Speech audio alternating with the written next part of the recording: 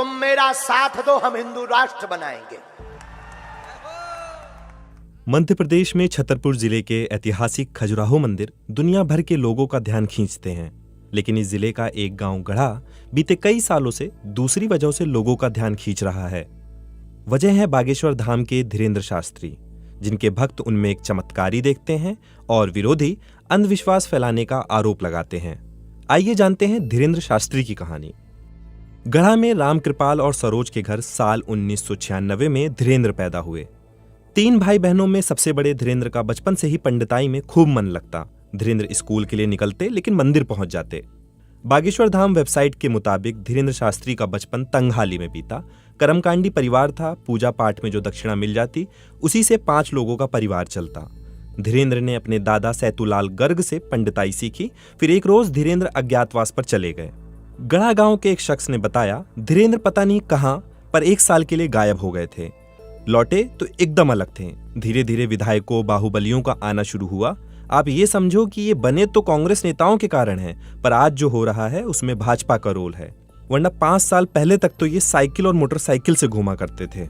धीरेन्द्र शास्त्री अब प्लेन और कई बार प्राइवेट जेट से चलते हैं। भारत से लेकर लंदन तक उनका सम्मान होता है। बागेश्वर धाम मंदिर वाली जगह पर पहले एक प्राचीन शिव मंदिर था और उसके पास ही बालाजी का मंदिर।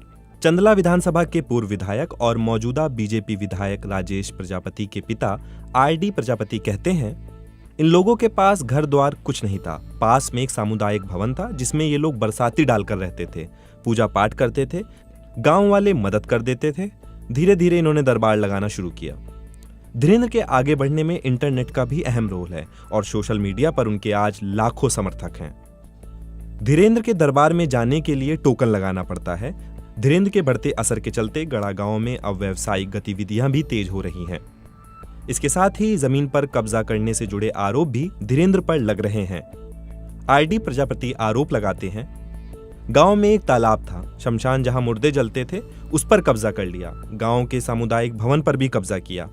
ये ऐसा इलाका है जहां आज भी अंधविश्वास है। 5 रुपए के लॉकेट को 5000 तो कभी 51,000 में दे दिया जाता है। ऐसे ही करोड़ों में खेल गए। इस तरह से इनका व्यवसाय चलने लगा। धीरेन्द्र के चचेरे भाई लोकेश इन आरोपों को खारिज करते हैं। इन आरोपों पर छतरपुर के डीएम से हमने संपर्क किया पर कोई जवाब नहीं मिला। धीरेन्द्र के समर्थकों में स्थानीय नेताओं के अलावा कैलाश विजयवर्गीय, महाराष्ट्र के डिप्टी सीएम देवेंद्र फडणवीस, मध्य प्रदेश के गृह मंत्री नरोत्तम मिश्रा और नितिन गडकरी जैसे नेता भी शामिल हैं। धीरेन्द्र पर अंधविश्वास फैलाने के आरोप हाल के दिनों में तब और बढ़ गए जब अंधश्रद्धा निर्मूलन समिति के श्याम मानव ने धीरेन्द्र शास्त्री को उनके चुने हुए लोगों के बीच चमत्कार दिखाने की चुनौती दी थी। इसके बाद धीरेन्द्र के कार्यक्रम वक्त से पहले रद्द करने और मीडिया में खबरों के आने का सिलसिला शुरू हुआ।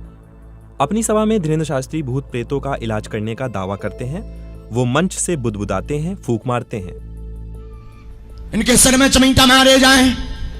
धीरेन्द्र कहते हैं, ये मैं नहीं कर रहा, बालाजी की कृपा है। धीरेन्द्र भक्तों की समस्या के अलावा फिल्मों पर भी बात करते हैं और हिंदू राष्ट्र बनाने की भी बात करते हैं। तुम हमारा साथ दो, हम हिंदू राष्ट्र बनाएंगे। 23 जनवरी 2023 को धीरेन्द्र ने कहा, हमने आज भारत के इतिहास में नया नारा बनाया है, तुम मेरा साथ दो, हम हिंदू राष्ट्र बनाएंगे। मई 2022 में धीरेन्द्र शास्त्री का एक वीडियो वायरल हुआ था। वीडियो में एक शख्स धीरेन्द्र के पैर छूते दिखता है। धीरेन्द्र उसे रोक कर कहते हैं, छूना नहीं हमें, अछूत आदमी है। हालांकि धीरेन्द्र ने बाद में कहा वो ऐसा इसलिए करते हैं क्योंकि उनके पास बालाजी का गदा रहता है और वो सब में राम देखते हैं। ऐसे में किसी का पैर छूना उनको सही नहीं लगता। इसके अलावा भी धीरेन्द्र के कुछ बयान चर्चा में रहे, जैसे सरकार कब तक गिराएगी बुलडोजर से, हिंदुओं को गिराना होगा। शायद आप सोच रहे होंगे कि धीरेन्द्र जो करते हैं वो असल में है क्या। इस सवाल के कई जवाब हैं। धीरेन्द्र से पूछेंगे तो जवाब मिलेगा, हम कुछ नहीं कर रहे, सब बालाजी कर रहे हैं और हमसे करवा रहे। श्रद्धालुओं से पूछेंगे तो जवाब मिलेगा, चमत्कार है। विज्ञान मनोवैज्ञानिकों और जादूगरों से पूछेंगे तो जवाब बिल्कुल अलग मिलेगा। एक कला होती है जिसका नाम है मेंटलिज्म। इसे माइंड रीडिंग यानी दिमाग को पढ़ना भी कहते हैं। इस कला को जानने वाला इंसान सामने वाले के हाव भाव, शब्दों के इस्तेमाल, बोली के आधार पर किसी के दिमाग को पढ़ सकता है। इसी कला की एक कलाकार सुहानी शाह बीबीसी से कहती हैं, जादू के अंदर कई जॉनर होते हैं, मेंटलिज्म भी उसी में से एक है। मैं 32 साल की हूं और 7 साल की उम्र से जादू की ट्रिक्स कर रही हूं। बीते 10 सालों से मेंटलिज्म कर रही हूं। मेंटलिज्म में कई तकनीक होती हैं। कई बार आंखों की मूवमेंट, हाव भाव, बोलने के तरीकों से सामने वाले की बात को जाना जा सकता है। ये पूरी कला लोगों के दिमाग के आसपास होती है। जिसे कला बोलते हैं, धीरेन्द्र उसे चमत्कार बोल रहे हैं। ऐसा नहीं है कि इस तरह से लोगों की परेशानियों को किसी कहे या अनकहे चमत्कार से दूर करने वालों में धीरेन्द्र शास्त्री अकेला नाम है। ईसाइयों, मुसलमानों में भी कई ऐसे लोग हुए हैं जो कभी हालेलुया तो कभी कुरान की आयतें पढ़कर लोगों के दुख दूर करने का दावा करते दिखते हैं।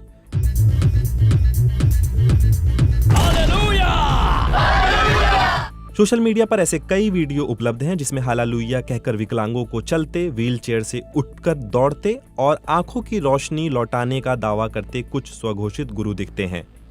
पीके और ट्रांस जैसी कुछ फिल्मों में इन स्वघोषित गुरुओं पर तंज भी कसा गया है। पर्दे पर भले ही ऐसे लोगों की कहानियां और सच सामने लाने की कोशिशें हो रही हों, लेकिन हकीकत में लोगों की श्रद्धा और विश्वास धर्म से जुड़े गुरुओं पर बढ़ रहा है।